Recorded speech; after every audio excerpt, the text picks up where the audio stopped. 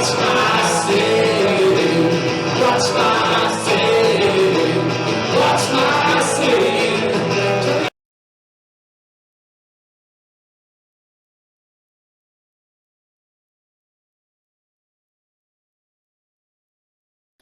how are you doing? Good. How are you, Pat? I'm good. I'm good. That's good. Letty just walked in the door as Lety. well. She'll be here Oh, in just fantastic. Thank you for having us. There she is. Hello. Hey, Now meet you. Hi, I'm Mary. you, And Mary. who's that? This is Beanie. Hi, Our Phoebe. beanie. She likes to sit in the middle. Now you've probably met a lot of people on your travels, but I did meet you guys at the Tote once. Oh yeah. We love the tote. I was really impressed because you guys came out and watched the support bands and loved the support bands and thanked them, and not a lot of international acts do that. Was it with the bread makers? Yes, that's it. Yeah. Yeah. And there was that two-piece band too. What were their names? Yeah. Cha-cha-chas. Yeah, they were both good. Yeah, they were really, everyone was just so nice and super friendly. And I mean, I love seeing live music. So especially if we're on tour, I'm going to catch as much of it as I can. I don't want to be backstage being bored.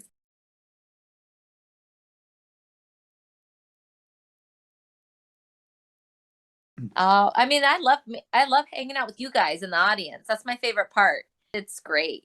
I really wanted to go back to the start, even before you guys met, how you grew up, and what music were you listening to that influenced you? I mean, just a ton of stuff. I mean, like the band is, and we're as influenced as much by soul music as we are old rock and roll, and it's just a mix of a lot of different things. I mean, in my household, my mom was a stay-at-home mom, and she was always blasting like Mexican music. And so I was always surrounded by this music with the drive that's whose sole purpose was to make you move. So I think that's just naturally what is ingrained in my body. So anytime we write music together, I always think, I'm like, okay, if I was in the audience, would this song make me want to dance or make me want to move? Like that's my approach. And I think it does. It all kind of stems back to those roots of all the stuff I was surrounded with as a kid. Yeah, and Pat, sorry to say, but of course she's drumming, so she just wants to see you dance a lot. Yeah. Yeah. Dance monkey. Yeah. Well, that's the thing. I mean, it's rock and roll, but we definitely, that is the thing. We always try to make the music kind of danceable too. And I guess rock and roll was originally dance music. And so Yeah. we try to keep it in that vein of rock and roll. You've been compared to James Brown and Iggy Pop, and then again the Sonics, and so many, and MC5. Great references. How does that make you feel? I definitely am not as good as any of those people you mentioned. They're all my favorites, though. I love all of them, and I just I try to put out as much energy as I can, because I mean that's kind of what a lot of them have in common. It's just that all those people, their commitment to like putting everything they have into the show, and that's would never put myself in the same category as someone like James Brown or the MC5 or something. Those are the greats in my head. But yeah, I mean that definitely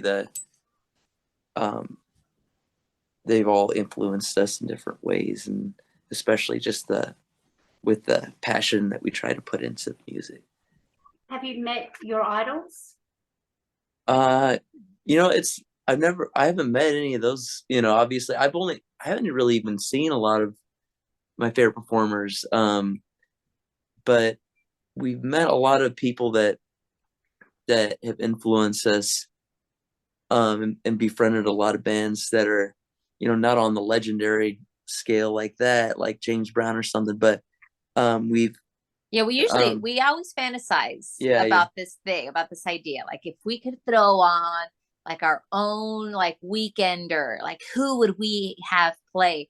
And we write these lists, and it's like, man, 90% of the bands that we love and would put like a festival on with, they're all really close friends of ours. Yeah, most of our favorite bands that really have influenced us, like we know and have actually befriended. Like, I'll give you some examples, like a band like the Woggles. They were a big influence on our show early on. They kind of showed us what like a live band could be. The band The Jackets, I don't know if you know them, but they're a band. Oh, you gotta look them up. They're amazing. They're from Switzerland, and I think they're like the best live band in the world. They're a 3-piece kind of garage band. It's like almost like it's like Pat's little sister. That's how I felt when I first saw him. Like we were playing a festival when we were both performing, and I saw them play, and it just hit me, and I was like, man, that's like our little sister. I just loved it. She's like doing somersaults with the guitar. Yeah, she's crazy. And you know, like I could go on and on. There, you know, Kid Congo, Rocket from the Crypt, Elvez.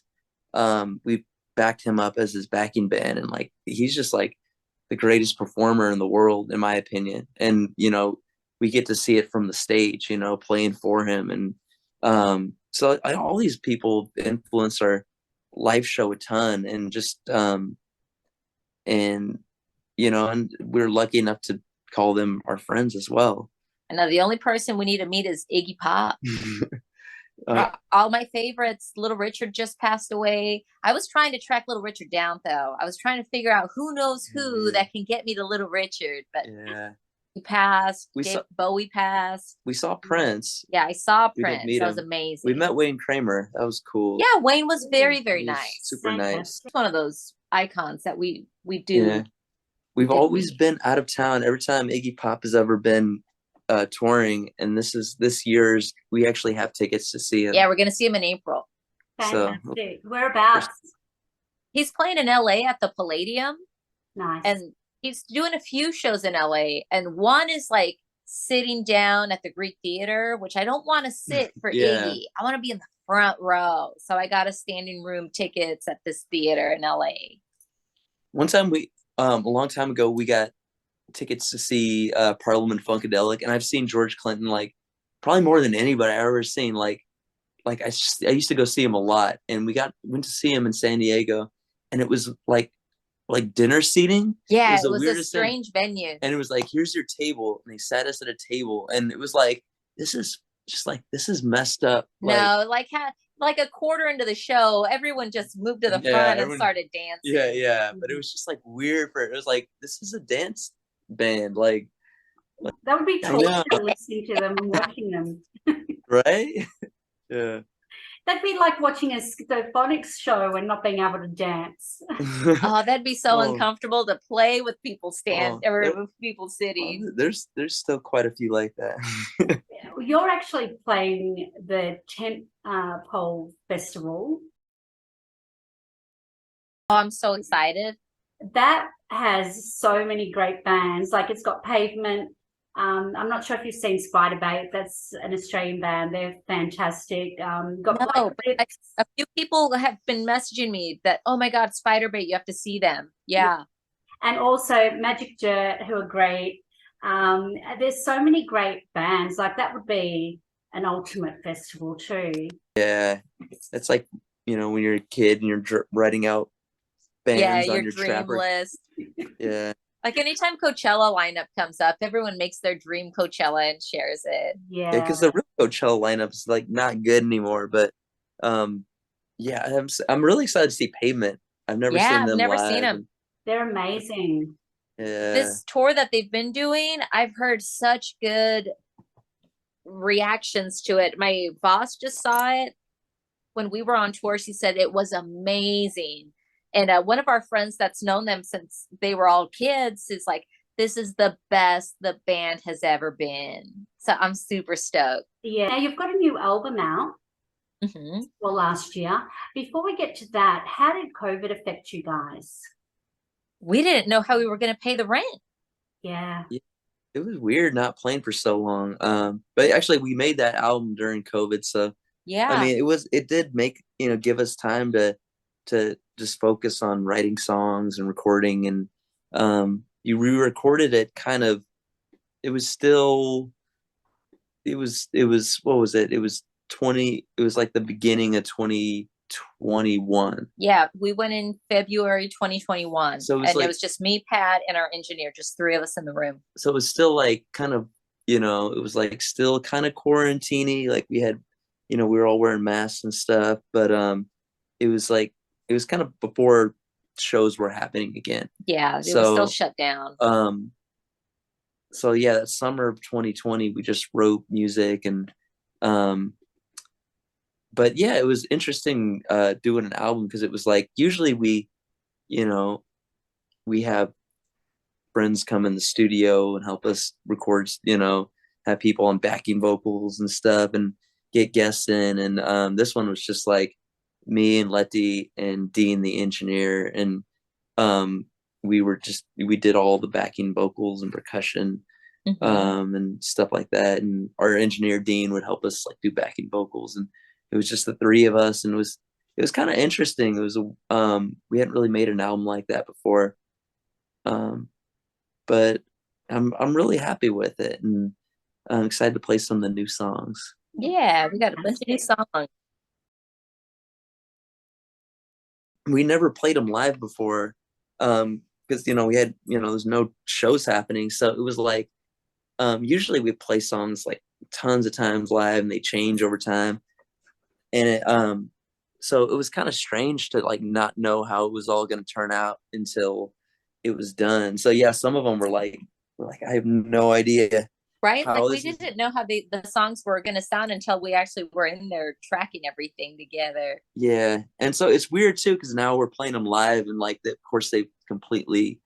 I wouldn't say completely. Yeah. I mean, just some of them. They always change a little though. Yeah. But it's kind of glad we did a record this way, because we might not do it again in that way, where it's like some of the songs were like kind of like so fresh, where we were like, we'd rehearsed them at home a few times, but when the takes that we got were like the first or second time playing the song, and so it was kind of cool to get them that fresh. Yeah.